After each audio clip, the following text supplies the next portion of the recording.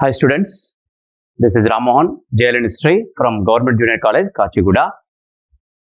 Today, in our second year history, we are going to discuss Jain India movement in Hyderabad.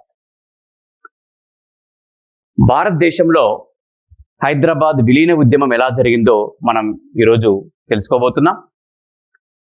During the freedom struggle, Ramananda Tirtha started Jain India movement and he created 3 executive councils of 3 language areas. One Telangana, Maharashtra and Karnataka. And he decided to start Satyagraha on 7th August with the name Jain India Union. భారతదేశంలో విలీన ఉద్యమం అనేది ఇక ప్రారంభమైంది. అంటే హైదరాబాద్ అనేది భారతదేశంలో కలవాల్సిన తరుణం ఆసన్నమైంది. అందుకే స్వాతంత్ర పోరాటంలో భాగంగా ఇక్కడ హైదరాబాద్ స్టేట్ కాంగ్రెస్ నాయకుడైనటువంటి స్వామి రామానంద తీర్థ హైదరాబాద్ని భారతదేశంలో కలపాలని, ఆ డిమాండ్ని నెరవేర్చాలని ఇక్కడ ఆయన ఉద్యమాన్ని స్టార్ట్ చేశాడు. అదే మనం విలీన ఉద్యమం అంటాం. అంటే భారతదేశంలో హైదరాబాద్ విలీన ఉద్యమానికి నాంది పలికింది ఎవరు అంటే స్వామి రామానంద తీర్థ. సో ఇంతకుముందు క్లాస్లో మనం రామానంద తీర్థ గురించి తెలుసుకున్నాం. ఇప్పుడు ఈ విలీన ఉద్యమం ఎలా ఉందో మనం తెలుసుకోబోతున్నాం. ఇతడు 3 భాషా ప్రాంతాలకు చెందినటువంటి 3 ఎగ్జిక్యూటివ్ కౌన్సిల్ ఏర్పాటు చేశారు. నిజాం రాజ్యంలో మనకు 3 భాషలు మాట్లాడేటటువంటి ప్రాంతాలు ఉన్నాయి. ఒకటి తెలుగు మాట్లాడే తెలంగాణ, కన్నడ మాట్లాడే కర్ణాటక, మరాఠా మాట్లాడే మహారాష్ట్ర. ఈ 3 ప్రాంతాలు కలిపితే మనకు అప్పుడు ఉన్నటువంటి హైదరాబాద్ రాజ్యం. కాబట్టి 3 ప్రాంతాలకు వేరువేరుగా ఎగ్జిక్యూటివ్ కౌన్సిల్ ని ఆయన ఏర్పాటు చేయడం జరిగింది. వెంటనే ఆగస్టు 7వ తారీఖున 1947న జాయిన్ ఇండియా యూనియన్ అనే పేరుతో సత్యాగ్రహాన్ని ప్రారంభించాడు. అంటే భారతదేశానికి ఇంకొక 8 రోజుల్లో స్వాతంత్రం వస్తుందనగా స్వాతంత్ర రోజు కంటే ముందే వారం రోజుల ముందుగానే స్వామి రామానంద తీర్థ ఈ యొక్క జాయిన్ ఇండియా అనే ఉద్యమాన్ని ప్రారంభించాడు. అంటే స్వాతంత్రంతో పాటుగా, అంటే దేశవ్యాప్తంగా వచ్చేటటువంటి స్వాతంత్రం మనకు బ్రిటిష్ వారి నుండి వస్తుంది. మన రాష్ట్రానికి, మన రాజ్యానికి నిజాం నుండి రావాలి. కాబట్టి వెంటనే మాకు స్వాతంత్రాన్ని ఇవ్వాల్సిందిగా ఈ యొక్క ఆగస్టు 7న స్వామి రామానంద తీర్థ ఈ యొక్క సత్యాగ్రహాన్ని ప్రారంభించాడు. రామానంద తీర్థ hoisted national flag on 15th August 1947 at 10 a.m. at Sultan Bazaar. On this occasion, Swamiji was arrested along with Dr. G.S. Melkote, Krishnamachari Joshi and Jamalapuram Keshavarao. Number of people participated. Really, they were struggled to give a shake hand to Swami Ramananda Tirtha. Various camps at Pallarsha, Daba, Gadag, Vijayawada, Sholapur, Chandranagar. So various camps were located during the Jain India movement in 3 executive councils in 3 areas. Swamy Ramananda Tirtha August 7న ప్రారంభించినటువంటి విలీన ఉద్యమంలో భాగంగా భారతదేశానికి August 15న స్వాతంత్రం వచ్చింది. వెంటనే ఈ సందర్భాన్ని పురస్కరించుకొని స్వామి రామానంద తీర్థ నెహ్రూచే తన సొంత హస్తాలచే ఇవ్వబడినటువంటి జాతీయ పతాకాన్ని తీసుకొచ్చి హైదరాబాదులో సుల్తాన్ బజార్లో ఎగురవేయడం అనేది జరిగింది. స్వామి రామానంద తీర్థ జాతీయ పతాకాన్ని ఎగురవేస్తుంటే ప్రజలు పోటీపడి పాల్గొన్నారు. వాళ్ళందరూ కూడా స్వామి రామానంద తీర్థకు షేక్ హ్యాండ్ ఇవ్వడానికి పోటీ పడడం జరిగింది. అంతగా ప్రజలు ఈ యొక్క ఉద్యమంలో పాల్గొన్నారు. ఈ యొక్క సందర్భంలో వాళ్ళందరూ అక్కడికి రావడం జరిగింది. వెంటనే స్పందించినటువంటి నిజాం ప్రభుత్వం స్వామి రామానందతో పాటుగా ఎవరైతే పాల్గొన్నారో, అంటే మెల్కోటే కావచ్చు, కృష్ణమాచారి కావచ్చు, అలాగే కేశవరావు, జమలాపురం కేశవరావు, వీళ్ళందరూ కూడా పాల్గొన్నారు. ఆ యొక్క సందర్భంలో వాళ్ళందరినీ కూడా నిజాం ప్రభుత్వం వెంటనే అరెస్ట్ చేసి వాళ్ళందరినీ కూడా నిర్బంధించింది. అయినప్పటికీ కేవలం మన సుల్తాన్ బజార్లోనే కాదు, ఈ యొక్క 3 ఎగ్జిక్యూటివ్ కౌన్సిల్ ఏవైతే ఏర్పాటు జరిగాయో మిగతా ప్రాంతాలలో అక్కడ కూడా ఈ క్యాంప్స్ అనేవి నడిచాయి. అక్కడ కూడా జాతీయ పతాకాన్ని ఎగురవేసేందుకు ప్రయత్నం చేయడం జరిగింది. So the flag which was given by prime minister Jawaharlal Nehru, it was hoisted by Swami Ramananda Tirtha in Sultan Bazar in Hyderabad. So August 15న మన రాజ్యంలో కూడా, మన రాష్ట్రంలో కూడా జాతీయ పతాకం అనేది ఎగురవేయబడింది. అప్పటికే మనకు నిర్బంధం ఉంది, ఎవరు కూడా జాతీయ పతాకాన్ని ఎగురవేయకూడదని చెప్పేసి నిజాం ప్రభుత్వం ఆల్రెడీ ఆదేశించింది, ఆల్రెడీ చాలా మందిని నిర్బంధించింది. అయినప్పటికీ ఈ నిర్బంధాన్ని, ఈ ఆదేశాలను ధిక్కరించి స్వామి రామానంద తీర్థ ఈ యొక్క జాతీయ పతాకాన్ని ఎగురవేసి ఈ విలీన ఉద్యమాన్ని ఘనంగా తన యొక్క డిమాండ్ ఏదైతే ఉందో, ప్రజల ఆశ ఏదైతే ఉందో దాన్ని చాటి చెప్పాడు. అలాగే ప్లెబిసైట్ జరపాలని, ప్రజాభిప్రాయ సేకరణ కూడా హైదరాబాద్లో జరగాలని తను తీవ్రంగా నిజాం ప్రభుత్వాన్ని కోరడం అనేది జరిగింది. PV Narasimharao, Harigrivachari, C Vaman Rao etc. were made in charges. So these three people were in charges of various councils in Hyderabad state, one from Telangana and remaining for Maharashtra and Karnataka. These camps acted as satyagraha centers, and these camps are located in different towns like Warangal, Bidar, Hyderabad etc. Satyagraha in the towns, they demonstrated here, they protest here on one side, other hand diplomatic consultation outside the Hyderabad states. ఒకవైపున వాళ్ళు సత్యాగ్రహం చేస్తూనే ఈ యొక్క 3 executive కౌన్సిల్లో ఉన్నటువంటి PV Narasimha Rao కావచ్చు, హరిగ్రీవచారి కావచ్చు, వామన్ నాయక్ కావచ్చు, వీరందరూ కూడా సత్యాగ్రహ క్యాంపులను వేరువేరు చోట్ల ప్రారంభించారు. ఒకవైపు సత్యాగ్రహం జరుపుతూనే ఇంకొక వైపున తెలంగాణ సాయుధ పోరాటం ఏదైతే ఉందో దాన్ని కూడా ఎదుర్కోవడానికి వాళ్ళు సిద్ధంగా ఉన్నారు. అటు సాయుధ పోరాటానికి, ఇటు భారతదేశంలో విలీన ఉద్యమానికి కూడా రెండు వైపులా వాళ్ళు తమ హస్తాలను అందివ్వడం అనేది జరిగింది. అలాగే జాతీయ స్థాయి రాజకీయ పార్టీల ఒత్తిడి అనేది విపరీతంగా ఉన్నటువంటిది. అప్పుడు అంటే జాతీయ స్థాయిలో ఉన్నటువంటి మహాత్మా గాంధీ దగ్గర నుంచి ఇక్కడ ఉన్నటువంటి ఇతర రాజకీయ పార్టీలు ఏవైతే ఉన్నాయో వాళ్ళందరూ కూడా పూర్తి ఒత్తిడితో ఈ యొక్క ఉద్యమాన్ని ముందుకు తీసుకెళ్ళడం జరిగింది. అంటే దేశానికి స్వాతంత్రం వచ్చింది, హైదరాబాద్ మాత్రం ఇంకా నిజాం కబంధ హస్తాలలోనే ఉంది. మరి అందులోంచి బయటికి రావాలి అంటే ఇక్కడ ఉద్యమం చేయాల్సిందే. కేవలం ఒక వ్యక్తి ఒక పార్టీ చేస్తే లాభం లేదు కాబట్టి అన్ని పార్టీలు, అన్ని సంఘాలు పిలుపు మేరకు ఇందులోకి రావడం అనేది జరిగింది. ఈ యొక్క జాయిన్ ఇండియా ఉద్యమం అనేది ఎందుకు ఎలా విజయవంతమైంది అంటే ముఖ్యంగా నేషనల్ లెవెల్ పార్టిసిపేషన్ అనేది ఉంది, అలాగే లోకల్ లీడర్స్ కూడా ఇందులో పార్టిసిపేట్ అవ్వడం జరిగింది. అందుకే ఇది ఉధృతంగా ఇది కొనసాగిందని చెప్పుకోవచ్చు. Then the Nizam dreamed year of becoming an independent dominion. Nizam ఇంకా కలలుగంటూనే ఉన్నాడు, ఇంకా నేను ఈ యొక్క హైదరాబాద్కు నేనే కింగ్ని. He dreamed of becoming an independent union.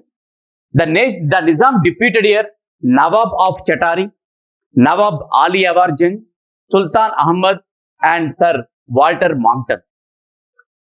He defeated here a council, and this council is going to reach an agreement with the Indian government.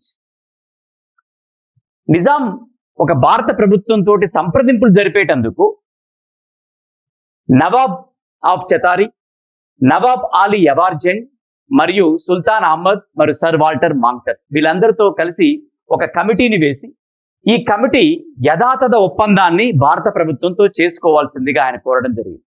అంటే యథాతథ ఒప్పందం అంటే ప్రజెంట్ ఏదైతే సిచ్యువేషన్ ఉందో, పరిస్థితి ఉందో అలాగే ఉండాలి. అంటే దేశానికి స్వాతంత్రం వచ్చినా హైదరాబాద్ మాత్రం ఇలానే ఉండాలి. ఈ యొక్క యథాతథ ఒప్పందాన్ని చేసుకొని ఈ యొక్క ఏ ఉద్యమాలు, సత్యాగ్రహాలు, ఏ ఉద్యమాలు నడుస్తున్నాయో వాటిని ఆపడానికి ఆయన ప్రయత్నం అనేది జరిగింది. ఒకవైపున జిన్నాతో కూడా ఆయన సంప్రదింపులు జరుపుతున్నాడు.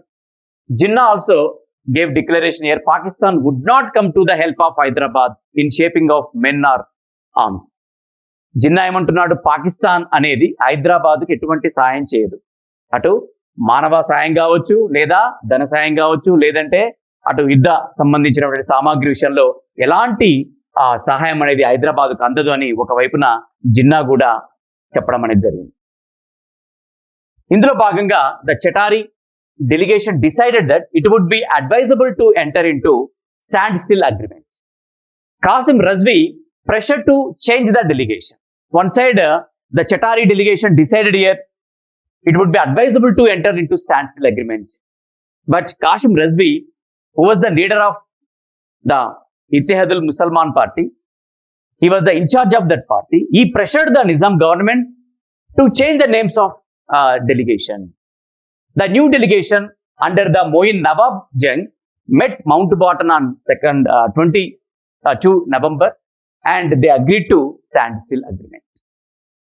కాసిం రజ్వీ ఈ యొక్క ప్రతినిధి బృందాన్ని మార్చాలని ఒత్తిడి చేయడం జరిగింది. రజాకార్ల ఉద్యమానికి రజాకార్ల అయినటువంటి కాసిం రజ్వీ ఈ యొక్క ప్రతినిధి బృందాన్ని మార్చమని ఒత్తిడి చేయడం జరిగింది నిజాం ప్రభుత్వం మీద. వీళ్ళందరూ కూడా యథాతథ ఒప్పందానికి అనుకూలంగా ఉన్నారు భారత ప్రభుత్వానికి. కాబట్టి వీళ్ళని మార్చాలి, భారత ప్రభుత్వంతో ఒప్పందం చేసుకోవద్దు, అంటే మన ప్రత్యక్ష పోరాటానికి సిద్ధంగా ఉండాలని చెప్పేసి ఒకవైపున కాసిం రజ్వీ వీళ్ళందరి పేర్లు మార్చాలని చెప్పేసి అన్నారు. చివరికి ఎవరైతే ఈ న్యూ డెలిగేషన్ లో వచ్చారో వాళ్ళందరూ కూడా మొయిన్ నవాబ్ జంగ్ అధ్యక్షతన మౌంట్ బాటన్ ని కలిసి యథాతథ ఒప్పందాన్ని చేర్చుకోవడం అనేది జరిగింది, అందులో చేరడం అనేది జరిగింది. అంటే మొయిన్ నవాబ్ జంగ్ ఆధ్వర్యంలో కొత్త ప్రతినిధి బృందం ఏర్పడి వీళ్ళందరూ కూడా మౌంట్ బాటన్, మన చివరి గవర్నర్ జనరల్ అయినటువంటి మౌంట్ బాటన్ ని కలిసి ఈ యొక్క యథాతథ ఒప్పందానికి వాళ్ళు ultimately the Hyderabad government concluded the agreement on 29th November 1947.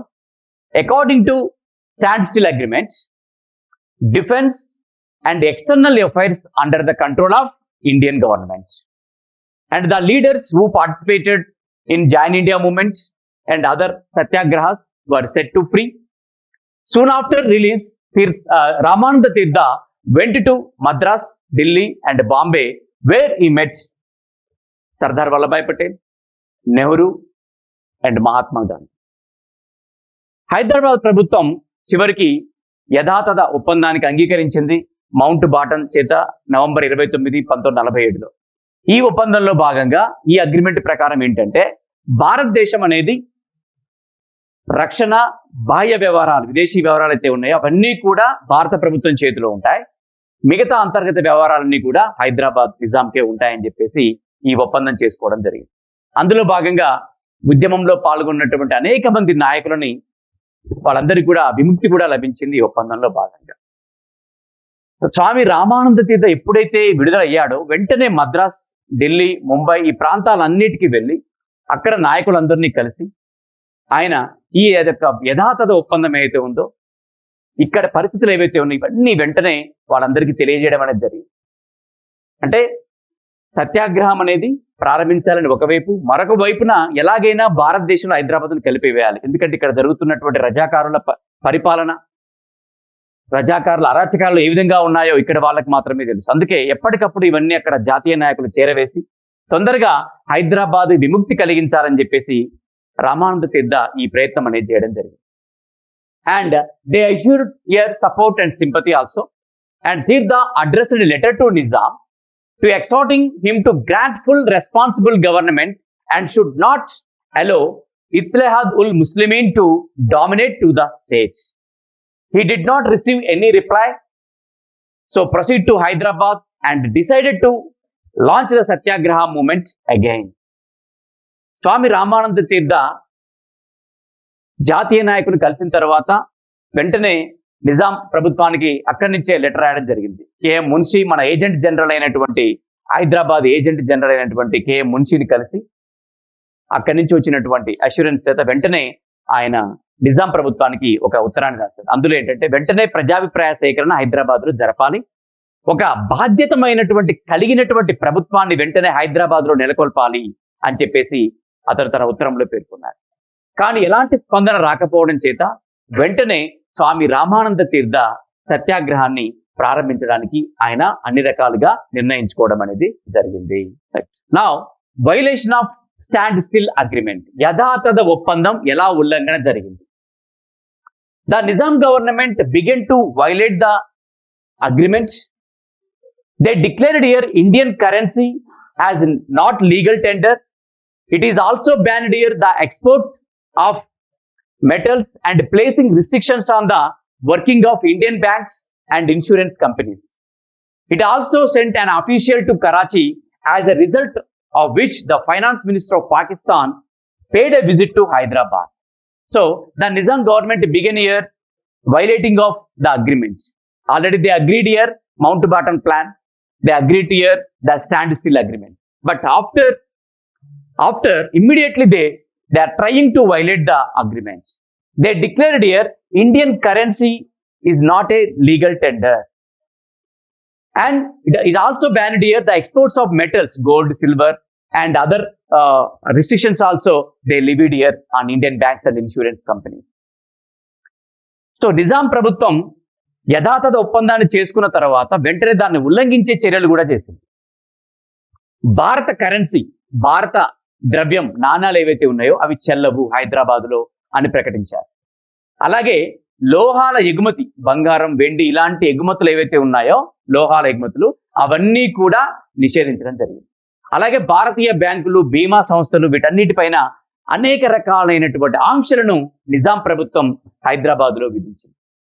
అలాగే కరాచీకి ఒక అధికారిని కూడా పంపి రెగ్యులర్గా వాళ్ళతోటి సంప్రదింపులు జరిపి అక్కడి నుంచి పాకిస్తాన్ ఆర్థిక మంత్రి కూడా హైదరాబాద్ను సందర్శించేటటువంటి ప్రయత్నాలు కూడా ఈ యొక్క నిజాం ప్రభుత్వం ఇక్కడ నుండి చేసింది. During this visit Nizam secretly agreed to give away 20 crores to Pakistan through Habib Bank. Except Imroz, all newspapers supported here Pakistan. All supported here Nizam government proposals. Except here Imroz, which was run by Shoaibullah Khan. The Nizam also tried to purchase Goa and also tried to buy arms and ammunition by directly negotiating with the trade representatives of United Kingdom. So the Karachi minister, the Pakistan minister, when he came to Hyderabad, the Nizam government secretly made agreement and they wanted to give away 20 crores to Pakistan through Habib Bank. And all newspapers at the time supported here, all Urdu Arabic newspapers supported Nizam's activities. But only one paper, Imroz, here declared here and they criticized here Nizam actions. The Nizam also tried to purchase Goa also. And they tried to buy arms and ammunition by directly negotiating with the trade and representatives and their Colonel L. Edrus also. They sent it to Europe, they sent it to England, and they are directly negotiating with the United Kingdom, by buying here arms. తన పాకిస్తాన్ మినిస్టర్తో సంప్రదింపులు జరిపిన తర్వాత రహస్యంగా వాళ్ళు ఇక్కడికి రావడం, దాదాపుగా ఇక్కడ మొత్తం హైదరాబాద్ను సందర్శించి 20 కోట్ల వరకు ఇచ్చేంతగా నిజాం ప్రభుత్వం అంగీకరించింది. అది కూడా హబీబ్ అనే బ్యాంకు ద్వారా 20 కోట్లు ఇవ్వడానికి అంగీకరించారు. ఈ యొక్క చర్యని ఆ రోజుల్లో ఇక్కడ ఉన్నటువంటి అనేక రకాల పేపర్లు సపోర్ట్ చేయడం జరిగింది, మద్దతు తెలిపాయి. కానీ ఇమ్రోజ్ అనే పత్రిక మాత్రం దీన్ని పూర్తిగా వ్యతిరేకించిందని చెప్పుకోవచ్చు. ఈ సందర్భంలోనే నిజాం నవాబు గోవాను కొనడానికి కూడా ప్రయత్నం చేశారు.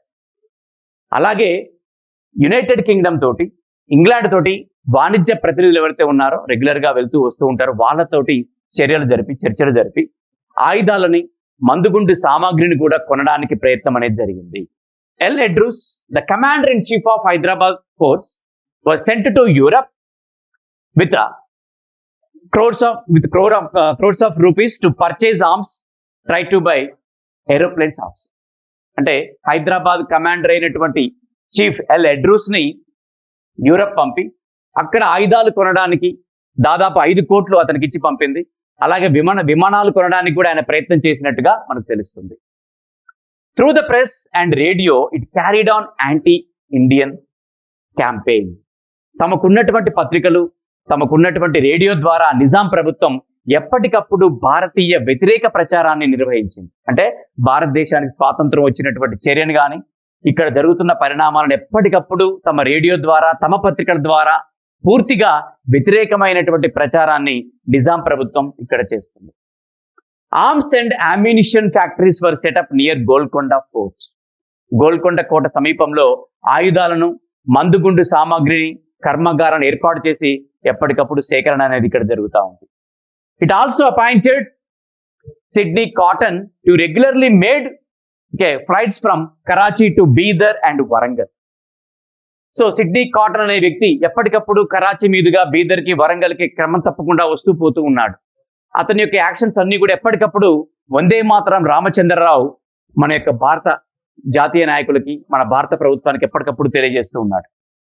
So this was brought to the notice of Vande Mataram Ramachandrarao, to the leaders, the Indian government also. Nizam started collecting and helping, keeping a reserve of essential commodities in large quantities like petrol, diesel. Okay, they started collecting and keeping a reserve of essential commodities. Petrol, diesel లాంటివి ఏవైతే ఉన్నాయో అలాంటి మనకు అవసరమైనటువంటి వస్తువులు ఎప్పటికప్పుడు రహస్యంగా సేకరిస్తూ వాటిని నిల్వ చేస్తూ ఒక భారీ మొత్తంలో పెద్ద పరిణామంలో వాటిని సేకరించి ఉండటం అనేది కూడా ఒకవైపున నిజాం ప్రభుత్వం చేస్తూ ఉంది. All these acts proved that entered the standstill agreement only to gain time. Still it was sufficiently strong to take up stand against the India diplomatically and military also. అంటే ఈ యథాతథ ఒప్పందం ఏదైతే ఉందో ఇది అనేది దౌత్యపరంగా భారతదేశానికి వ్యతిరేకంగా నిలవడానికి, అలాగే ఒకవైపున తమ శక్తి సామర్థ్యాలను, యుద్ధానికి కావలసిన సామాగ్రిని సమకూర్చుకోవడానికి మాత్రమే ఈ ఒప్పందాన్ని అంగీకరించింది. అంటే మనస్ఫూర్తిగా ఈ ఒప్పందంలో చేరలేదు. కేవలం ఈ సమయంలో, ఈ ఒప్పందం చేసుకున్న సమయంలో మన ఇతర దేశాల ద్వారా ఆయుధాలను దిగుమతి చేసుకోవచ్చు, ఇతర దేశాల ద్వారా మనం ఆయుధ సామాగ్రిని ఇతర పెద్ద మొత్తంలో భారీ పరిణామంలో మన నిల్వలను ఏర్పాటు చేసుకోవచ్చు, యుద్ధానికి ప్రిపేర్ అవ్వచ్చు భారత ప్రభుత్వంతో. ఆ సమయాన్ని వాళ్ళు ఆ విధంగా అడ్వాంటేజ్ గా నిజాం ప్రభుత్వం తీసుకుని తప్ప వాళ్ళకు మనస్ఫూర్తిగా భారత ప్రభుత్వంతో యథాతథ ఒప్పందం అనేది చేసుకోవడానికి వాళ్ళకి ఎటువంటి ఇష్టం లేదనేది మనకు దీని ద్వారా తెలుస్తుంది. So meanwhile, K.M. Munshi, the Agent General of Hyderabad, K.M. Munshi visited Hyderabad on 3rd January 1948. A demonstration made against him. He was not allowed to occupy any building in Hyderabad. So he went to Bollaram. The Indian government already occupied the building. So it was allotted to K.M. Munshi at that time. So one side, they stopped here the visiting of K.M. Munshi, the Agent General of Hyderabad, and other side the Nizam government increased their own forces in Hyderabad and also invited Muslims from provinces to settle down in Hyderabad. So Nizam government invited here all the Muslims in different provinces, invited to Hyderabad, settled down in Hyderabad. So they invited from UP, MP and other provinces, especially North India, invited here to occupy Hyderabad, to come to Hyderabad, settle down Hyderabad. He gave an open offer to Muslims only. And Ramananda Tirtha decided in a press conference that the Nizam should hold a plebiscite. And for this speech, Swami Ramananda Tirtha once again thrown into prison. Agent General K.M. Munshi, మన హైదరాబాద్ కి agent general గా నియమించబడ్డాడు. 1948 జనవరి 3న హైదరాబాద్ రావడం జరిగింది K.M. Munshi. అతడు వస్తున్న సందర్భంలో వ్యతిరేకంగా ప్రదర్శన కూడా చేయడం జరిగింది. అతని పైన దాడి కూడా చేయడానికి ప్రయత్నం జరిగింది. హైదరాబాద్ వచ్చిన తర్వాత ఎలాంటి ప్రభుత్వ గృహంలో ఆయన ఉండటానికి వీళ్ళు పర్మిషన్ కూడా ఇవ్వలేదు నిజాం ప్రభుత్వం. చివరికి ఆయన బొల్లారంలో ఉన్నటువంటి భవనంలో ఆయన వెళ్ళి అక్కడ విశ్రాంతి తీసుకోవడం, అక్కడి నుంచి తన యొక్క పనులను ఆయన కొనసాగించడం అనేది జరిగింది. ఆ విధంగా ఏ ప్రభుత్వం యొక్క వసతి గృహాన్ని కూడా ఆయనకి ఇవ్వడానికి నిజాం ప్రభుత్వం పూర్తిగా వ్యతిరేకించింది. ఒకవైపున తమ సొంత సైన్యాన్ని పెంచుకుంటూ ఉన్నారు, మరొక వైపున మాత్రం యథాతథ ఒప్పందాన్ని ఉల్లంఘిస్తూ కొనసాగిస్తున్నట్టుగా పైకి చెప్పడం జరుగుతుంది. ఇంకొక వైపున హైదరాబాదులో ఉన్నటువంటి ముస్లింలకు తోడుగా ఇతర ప్రాంతాల వారిని కూడా ఇక్కడికి రమ్మని ఆహ్వానిస్తున్నారు. అంటే హైదరాబాద్లో ముస్లిం జనాభాని పెంచాలి, అంటే ఎవరైతే ముస్లింలు సపోర్ట్ చేస్తున్నారో హైదరాబాద్ నవాబ్కి ఆ సంఖ్య పెరగాలి అంటే ఏం చేయాలి, ఇతర ప్రాంతాల్లో ఉన్న ముస్లింలందరినీ కూడా హైదరాబాద్కి వచ్చేయమని, ఇక్కడే సెటిల్ అవ్వమని చెప్పేసి వాళ్ళందరినీ కూడా ఆహ్వానిస్తున్నాడు. ఈ సమయంలో స్వామి రామానంద డిక్లేర్డ్ ఇయర్ ఏ ప్రెస్ కాన్ఫరెన్స్. ఒక ప్రజాభిప్రాయ సేకరణ జరగాలి, ఆ ప్రజాభిప్రాయ సేకరణ ఫలితంగానే ఈ యొక్క హైదరాబాదులో ఒక బాధ్యతాయుతమైన ప్రభుత్వాన్ని నెలకొల్పాలని చెప్పేసి ఆయన ఒక విలేకరుల సమావేశం నిర్వహించారు. ఈ విలేకరుల సమావేశం జరిపి ఆయన ప్లెబిసైట్ ప్రజాభిప్రాయ సేకరణ జరపాలని బలంగా చెప్పడం జరిగింది. ఈయన మాట్లాడినటువంటి ప్రసంగం ఏదైతే ఉందో దీనికి ఆబ్జెక్షన్ తెలిపినటువంటి నిజాం ప్రభుత్వం వెంటనే మరోసారి స్వామి రామానంద తీర్థని జైల్లో వేయడం అనేది జరిగింది. ఈ యొక్క భారతదేశంలో హైదరాబాద్ విలీన ఉద్యమం, ఈ ఉద్యమంలో భాగంగా K.M. మున్షి హైదరాబాద్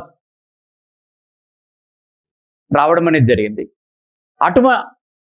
అతనికి ఎటువంటి సహకారం ఇవ్వకుండా నిజాం ప్రభుత్వం పూర్తిగా అతని వ్యతిరేకమైనటువంటి ప్రదర్శన చేయడం, అతనికి పూర్తిగా తమ వ్యతిరేకత తెలపడం, మరొక వైపున అతనికి ఎలాంటి వసతులు కల్పించడం అనేది ఒక దుశ్చర్యగా భారత ప్రభుత్వం అంగీకరించింది, భావించింది. నిజాం సొంత సైన్యాన్ని పెంచుకుంటున్నాడు. హైదరాబాదులో ముస్లిం యొక్క జనాభాని పెంచడానికి ప్రయత్నం చేస్తున్నాడు. ఇతరుల మతాలను కించపరుస్తున్నాడు. వాళ్ళని సెకండ్ గ్రేడ్ వ్యక్తులుగా ఆయన ట్రీట్ చేస్తున్నాడు. మరొక వైపున పత్రికలపై ఆంక్షలు విధించాడు. సో ఇటువంటి ఒక బలవంతపు చర్యలకు ఆయన దిగడం అనేది జరిగింది. సో ఇవన్నీ గమనిస్తున్నటువంటి స్టేట్ కాంగ్రెస్ లీడర్ స్వామి రామానంద తీర్థ ఒక విలేకరుల సమావేశంలో ప్లెబిసైడ్ జరపాలని చెప్పేసి ఆయన పేర్కొనడం జరిగింది. దీన్ని కూడా పూర్తిగా ఆక్షేపించినటువంటి నిజాం ప్రభుత్వం స్వామి రామానంద తీర్థను మరొకసారి జైల్లో వేశారు.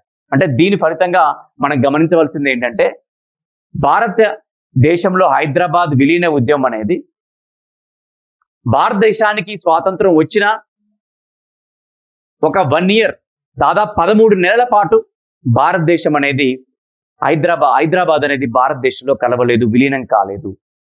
ఈ 13 నెలల్లో ఈ విలీన ఉద్యమం అనేది తారాస్థాయికి చేరుకుంది. ఇక్కడ ఉన్న నాయకులు, ఇతర రాష్ట్రాల నుంచి వచ్చినటువంటి నాయకులు, ఇతర ప్రాంతాల నుండి వచ్చిన వాళ్ళందరూ కూడా ఈ యొక్క హైదరాబాద్ విలీన ఉద్యమంలో పాల్గొన్నారు. ఈ యొక్క విలీన ఉద్యమంలో స్వామి రామానంద తీర్థ, హైదరాబాద్ స్టేట్ కాంగ్రెస్, అలాగే కమ్యూనిస్ట్ పార్టీ, ఇతర పౌర సంఘాలు ఇవన్నీ కూడా పూర్తి బాధ్యత తీసుకొని ప్రజలందరినీ కూడా ఒకే తాటిపై నడిపేటట్టుగా, ప్రజలందరూ కూడా హైదరాబాద్లో ఉన్న ప్రజలందరూ కూడా పూర్తి స్వేచ్ఛా స్వాతంత్రాలను పీల్చుకునే విధంగా వీళ్ళందరూ కూడా అనేక ప్రయత్నాలు చేశారు. జాతీయ నాయకులతో చర్చలు జరపడం జరిగింది. సీక్రెట్ గా రేడియోను కూడా నెలకొల్పడం జరిగింది. తమ యొక్క పుస్తకాల ద్వారా, పత్రికల ద్వారా ప్రజలను మేలుకొల్పేందుకు అనేక రకాల చర్యలు ఇక్కడ ఉన్నటువంటి నాయకులు తీసుకున్నారు. దాని ఫలితంగానే జాతీయ ఉద్యమంలో ఈ యొక్క హైదరాబాద్ అనేది 1948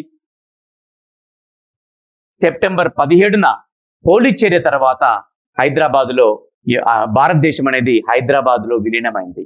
అంటే దాదాపు 13 నెలల తర్వాత ఈ యొక్క హైదరాబాద్ అనేది పూర్తి స్వేచ్ఛ స్వాతంత్రాలను పీల్చుకుంది. నిజాం యొక్క కబంధ హస్తాల నుంచి బయటకు వచ్చింది అంటే అది 1948 ఆన్ సెప్టెంబర్ 17. సర్దార్ పటేల్ నాయకత్వంలో లేదా అతని డైరెక్షన్ లో జరిగినటువంటి ఈ యొక్క ఆపరేషన్ పోలో పోలీస్ యాక్షన్ ద్వారా మాత్రమే ఈ యొక్క భారతదేశంలో హైదరాబాద్ అనేది విలీనమైంది. తర్వాతి నెక్స్ట్ చాప్టర్ లో మనం రజాకార్ల అకృత్యాలు, దాడులు, అలాగే పోలీస్ యాక్షన్ గురించి మనం తెలుసుకుందాం.